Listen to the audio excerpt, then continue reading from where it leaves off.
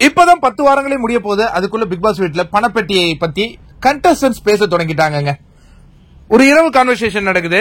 அதுல வந்து ராணவ், அருண், விஷால், சத்யாலாம் எவிக்ட் ஆகிறதுக்கு முன்னாடி தர்ஷிகா, அன்ஷிதா இவங்கெல்லாம் இருக்கும்போது இந்த பணப்பட்டி வந்து ஒரு டிஸ்கஸ்ல போகுது. அப்ப வந்து 20 லட்சங்களை தொட்டா அதுல நாங்க கை வைப்போம் அப்படிங்கிற மாதிரி பேசிக்கிட்டு இருந்தாங்க இவங்க எல்லாம். ஜெஃப்ரி ரஞ்சித் அவர்கள்ட்ட கேட்டுக்கிட்டு இருக்காரு, எப்ப சார் அந்த பணப்பெட்டி வரும்? உடனே ரஞ்சித் அவரு பிக் பாஸ கரைச்சி குடிச்ச ஒரு மாதிரி 12வது வாரம் வந்துரும் இல்ல 13வது வாரம் வரும். நான் ஜாக்லின் கிட்ட கேட்டேன், அவங்க 14வது வாரம் தான் வரும்னு சொன்னாங்க. அப்படின்னா 14வது வாரம் தான் வரும். இப்ப நீங்க யோசிச்சு பாத்தீங்கன்னா முதல் சீசன்ல யாருமே பணப்பெட்டியே எடுக்கலங்க. கிட்டத்தட்ட 40 லட்சம் வரையும் போச்சு.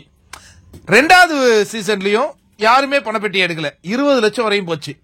அடுத்து 3வது சீசன்ல கவின் வெச்ச உடனே அந்த பணப்பெட்டியை எடுத்தாரு. 4வது சீசன்ல வெச்ச உடனே கேப்ரியலா அந்த பணப்பெட்டியை எடுத்தாங்க 5 லட்சங்களுடன். அதற்கு பிறகு 6வது சீசன்ல 5வது சீசன்ல இவரு சிபி எடுத்துட்டு போயிட்டாரு. 6வது சீசன்ல பாத்தீங்கன்னா 2 முறை பணப்பெட்டி வந்தது. வெச்சவுடன் 3 லட்சத்தை கதிரவன் எடுக்க, அமுதவாணன் கொஞ்சம் 14 லட்சம் 12 லட்சம் எடுத்துட்டு போனார்.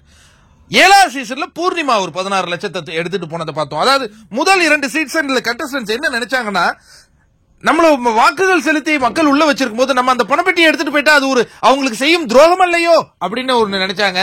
பட் இப்பெல்லாம் பணப்பெட்டியை எடுக்கிறது ஒரு டாஸ்க் தான். டேய் போங்கடா, நான் ஜெயிக்கிற மாதிரி இல்ல, ஏதோ உள்ள இருந்த வந்ததுக்கு லாபம் பணப்பெட்டியாவது எடுத்துட்டு போயிடுவோம். இப்ப கவின் வந்து எமோஷனலா எடுத்துட்டு போனாரு, மத்தவங்க எல்லாம் அது ஒரு கேமாவே ஆடுறாங்க.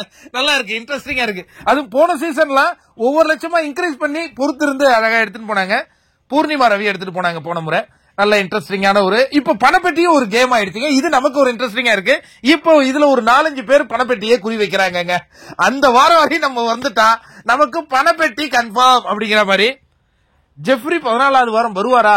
ஆரம்பத்துல ஜெஃப்ரிக்கு அற்புதமான ஒரு வாய்ப்பு இருந்த மாதிரி எனக்கு தெரிஞ்சது.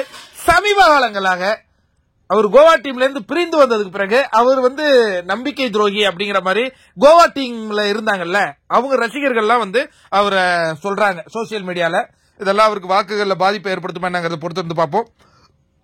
ரஞ்சித்தே நம்புறாருங்க 14வது வரையும் வந்து பணப்பெட்டி எடுப்பேன்னு. அப்புறம் என்ன ஜெஃப்ரி நம்ப கூடாதா என்ன? பாப்போம்.